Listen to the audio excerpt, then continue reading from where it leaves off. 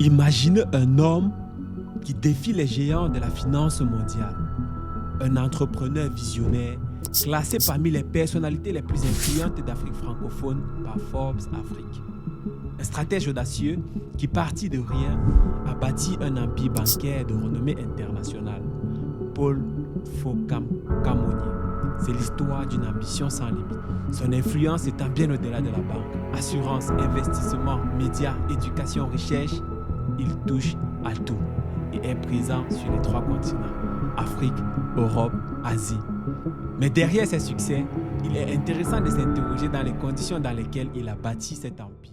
Comme dit Richard Bonnat, et il a été inspiré par Dieu ce jour-là, je crois, il dit, si on vous explique le Cameroun, et vous avez compris, c'est qu'on ne vous a pas bien expliqué.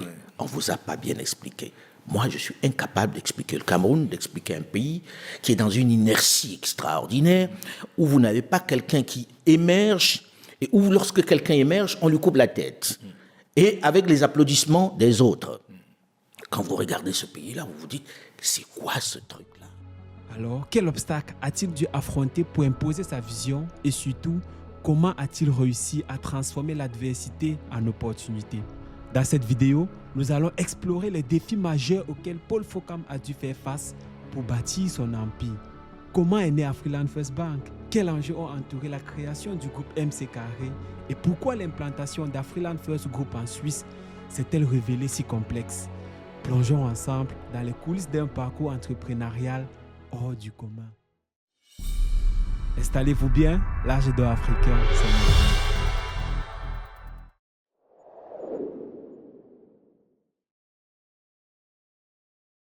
Paul Fokam-Kamonier voit le jour le 27 avril 1948 en Bokoué, dans la ville de Baham au Cameroun. Son enfance est marquée par les mouvements de revendication pour l'indépendance de son pays. En 1960, peu après l'obtention de l'indépendance, le Cameroun entre dans une ère de construction et de création de richesses.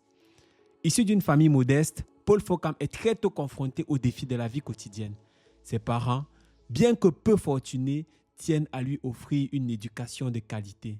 Paul se distingue rapidement par son intelligence et sa détermination. C'est dans ce contexte dynamique qu'il poursuit son cursus académique, du primaire au secondaire. Élève brillant, il est avide de connaissances.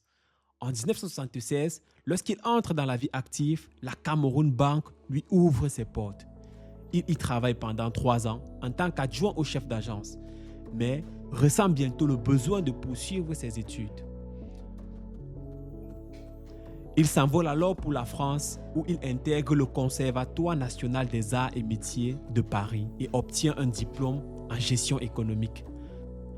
De retour au Cameroun, Paul Fokam exerce sa carrière dans une banque coloniale où il exerce ses fonctions avec enthousiasme et détermination, posant ainsi les bases de son futur empire financier.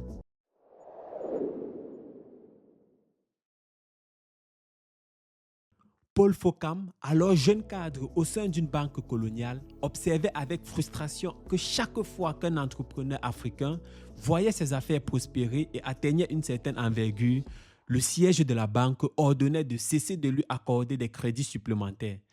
Le prétexte avancé était que ces entrepreneurs ne pourraient pas suivre en raison de leur prétendu faible confort intellectuel.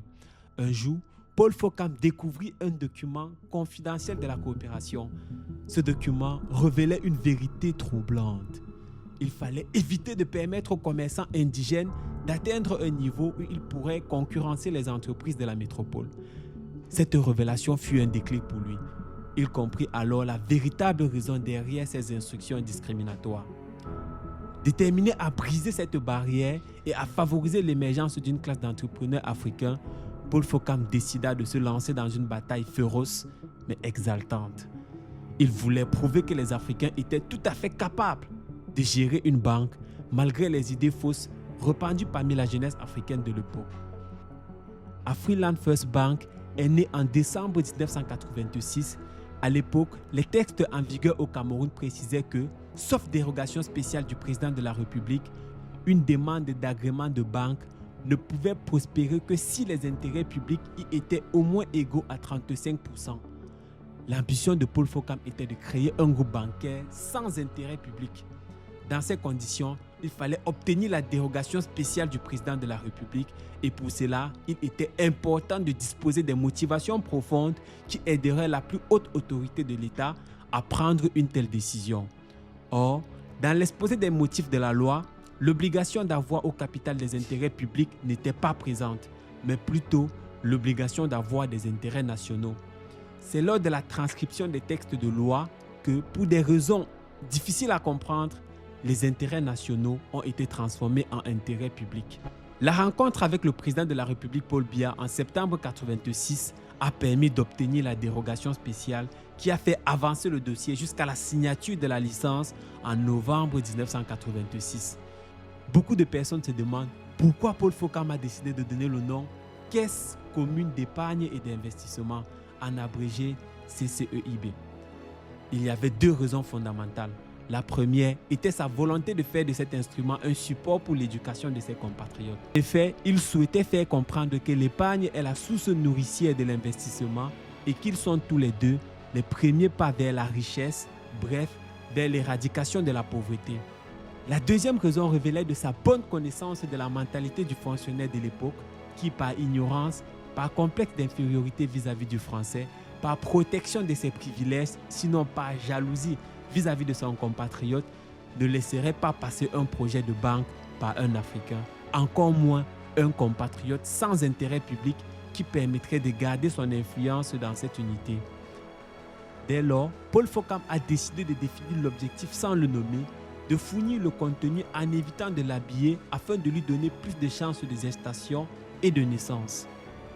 Dès l'ouverture de la première unité à la clientèle en 1987, commence le parcours du combattant avec l'arrivée d'un conseiller technique du ministère des Finances spécialement chargé de tuer le projet dans l'œuf. Bien des années après son affectation, ce conseiller confiera à Paul Focam qu'il avait manqué son objectif et que sa carrière, pour ainsi dire, reçut un coup dur. En 1990, le ministère des Finances impose une augmentation du capital des banques de 300 millions de francs CFA à 1 milliard avec un objectif non déclaré, l'élimination des entrepreneurs nationaux qui, espéraient les officiels, ne pourraient pas satisfaire à ce niveau d'exigence en fonds propres. Paul Focam réussit quand même à boucler le capital dans les délais. En 1993, Afriland First Bank reçut la première commission de contrôle de la COBAC, le régulateur, composée entre autres d'un chef de mission de nationalité congolaise et d'un membre de la coopération française. Ce dernier demandait au chef de mission de biaiser les résultats de leur contrôle sur place dans le but de mettre Afriland First Bank en difficulté, ce qu'il refusa. En 1997, la deuxième mission de la COBAC, dirigée par un expert français, aboutit à des conclusions de fonds propres négatifs de 5 milliards sans justification et en violation de tout texte réglementaire. Une contre-expertise menée par un cabinet indépendant démontra que le capital était de 612 millions de francs CFA et que le déficit à combler n'était que de 400 millions, ce qui fut comblé sans difficulté. Contre vents et marées, Afriland First Bank s'est imposé comme un acteur majeur du paysage bancaire africain. Son succès repose sur sa vision audacieuse, celle d'une Afrique capable de bâtir ses propres institutions économiques, de briser les chaînes de dépendance et de prendre en main son avenir financier.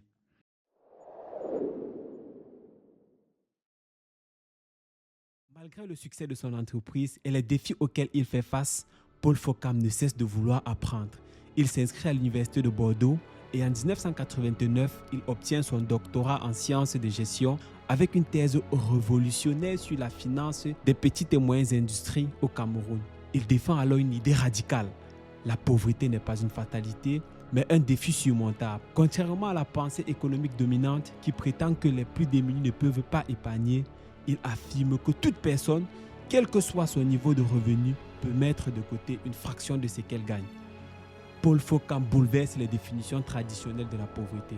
Pour lui, ce n'est pas seulement un manque d'argent, mais un état de dénuement intellectuel, moral et matériel qui empêche un individu de s'insérer dans la société et d'en exploiter les opportunités. Cette approche globale révèle une réalité profonde. La pauvreté intellectuelle est la plus pernicieuse car elle prive l'individu de la compréhension du monde et de sa capacité à agir. La pauvreté morale, quant à elle, favorise un rapport malsain aux biens matériels, éloignant les communautés des valeurs essentielles de solidarité et de développement. Fort de cette vision, Paul Focam conçoit une stratégie innovante pour sortir les populations de la misère, le modèle MC2. Il repose sur un principe simple mais puissant: sensibiliser, responsabiliser et autonomiser les communautés locales. Son modèle s'appuie sur l'épargne et l'investissement communautaire, permettant à chacun de participer à la croissance économique locale. J'ai organisé le modèle en plusieurs strates successives et chacune des strates est importante et indispensable pour la réussite du modèle.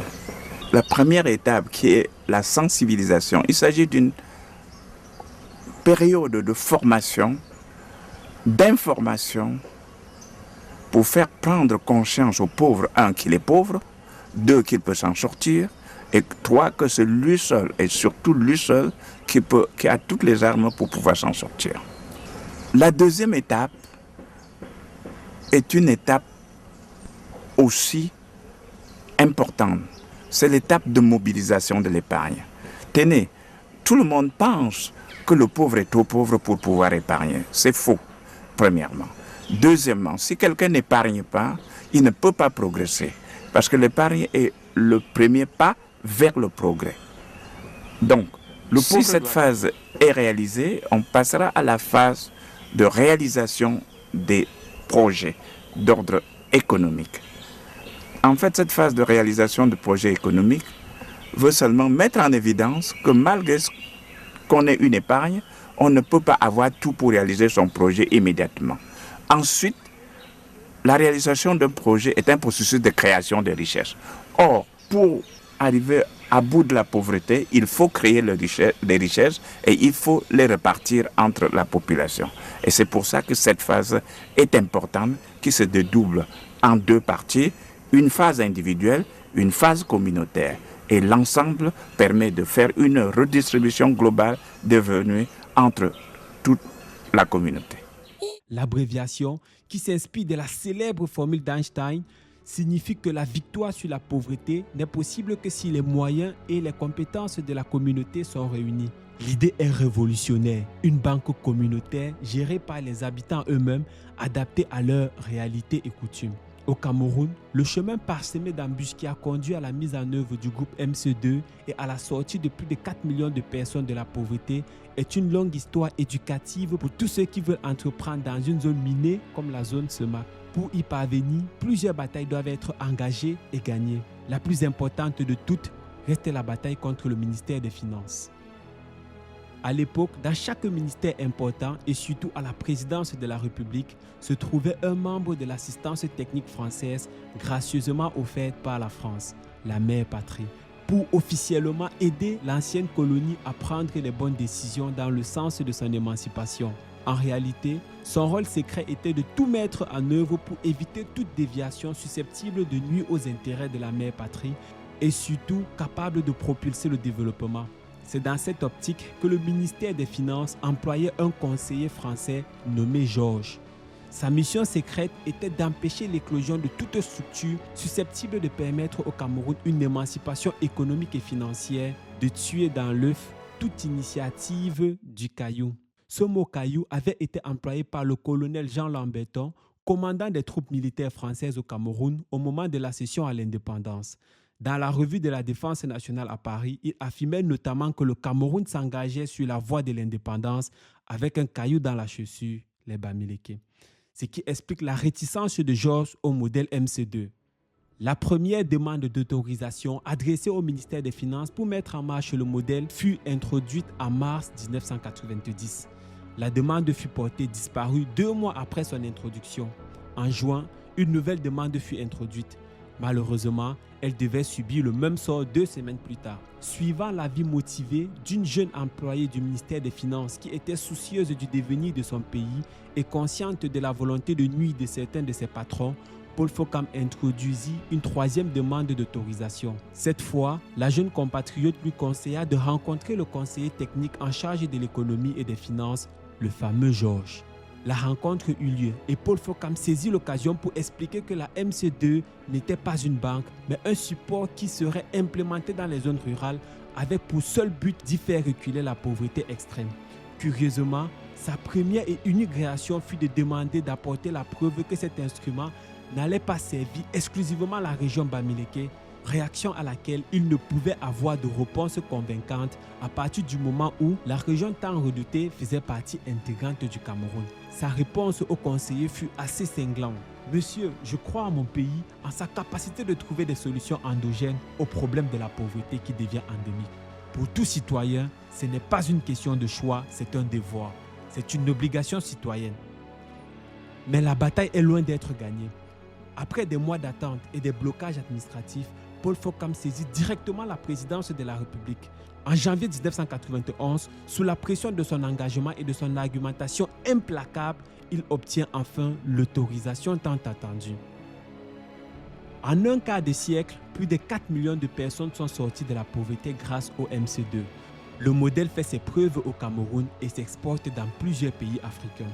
Pourtant, une nouvelle menace plane, la réglementation supranationale. Sous l'impulsion de la Banque mondiale, la gestion de la microfinance est confiée à un organisme extérieur, la COBAC. Résultat, les délais de création de nouvelles unités explosent, les coûts de financement augmentent et l'esprit initial du projet est mis en péril. Face à cette situation, Paul Fokam ne baisse pas les bras. Il interpelle directement le chef de l'État, lui rappelant que l'avenir des millions de personnes repose sur des décisions politiques éclairées. L'Afrique a enfin une solution endogène à la pauvreté. Il serait dramatique de la voir étouffée par des intérêts étrangers. L'histoire du MC2 est celle d'une révolution silencieuse où un homme déterminé défie les dogmes économiques et les entraves administratives pour offrir à son peuple une alternative réelle à la pauvreté. C'est une leçon de courage, de stratégie et de persévérance.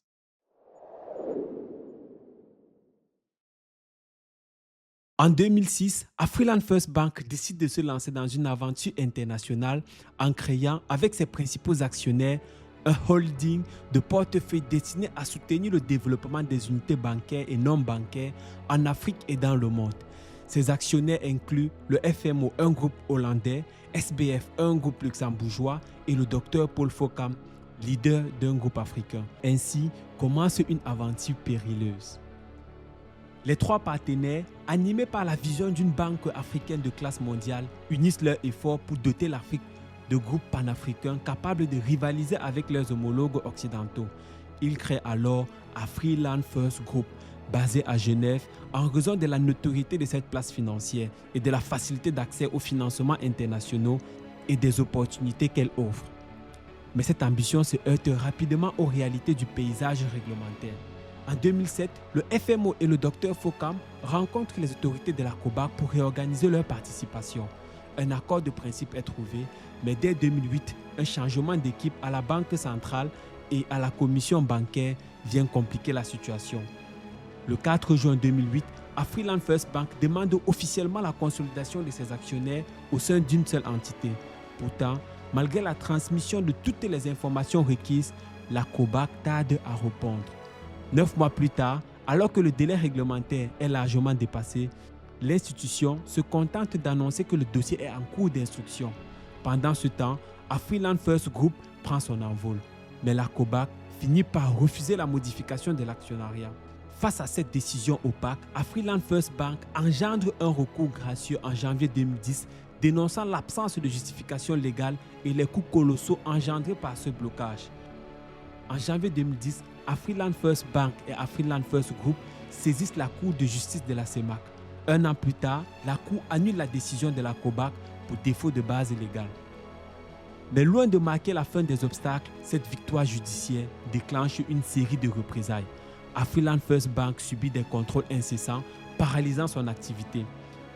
En mai 2012, la COBAC ouvre une procédure disciplinaire contre une filiale du groupe, malgré l'arrêt en faveur d'Afriland. Ignorant les réponses apportées, elle impose des restrictions inédites, interdiction de distribuer des dividendes, blocage des transferts et des ressources vers Afriland First Group. En mars 2015, la COBAC va encore plus loin en adoptant un nouveau règlement pour légitimer rétroactivement ses décisions. En décembre, elle impose Afriland First Group sous sa supervision, malgré l'absence légale justifiant cette inclusion, étant donné que le siège d'Afriland First Group se situe en Suisse. Face à cette oppression, Afriland First Bank refuse de céder. En 2015, il boycotte une réunion du collège des régulateurs, dénonçant une violation flagrante de ses droits. La COBAC publie néanmoins des conclusions qui ternissent l'image du groupe, soulevant une question majeure. Comment un régulateur peut-il agir ainsi alors que les institutions bancaires solides sont vitales pour le développement régional?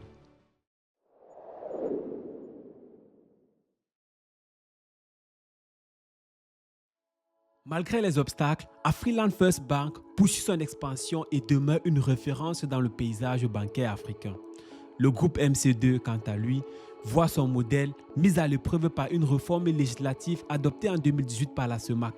Les délais de création de nouvelles unités explosent, les coûts de fonctionnement s'envolent et l'esprit initial du projet se heurte à une réalité administrative de plus en plus contraignante. De son côté, Afriland First Group continue d'étendre son empreinte à l'international, affichant une solidité financière remarquable. Mais dans la zone CEMAC, le contraste est frappant. Aucune entreprise d'envergure ne rivalise avec les géants du Nigeria ou de la CEDEAO, où les champions nationaux émergent sous l'impulsion des dirigeants audacieux. En Afrique centrale, la finance du développement demeure un champ de bataille où chaque initiative ambitieuse doit affronter des vents contraires. Pis encore, le système en place semble freiner ceux qui cherchent à créer de la richesse à grande échelle, bridant ainsi le potentiel économique de toute une région. Si les choses ne changent pas, cette partie de l'Afrique risque de rester une zone d'ombre du progrès, figée dans l'attente d'une transformation qui tarde à venir. Mais l'histoire nous l'a prouvé. Chaque grande réussite commence par un défi. Et l'avenir appartient à ceux qui osent le relever.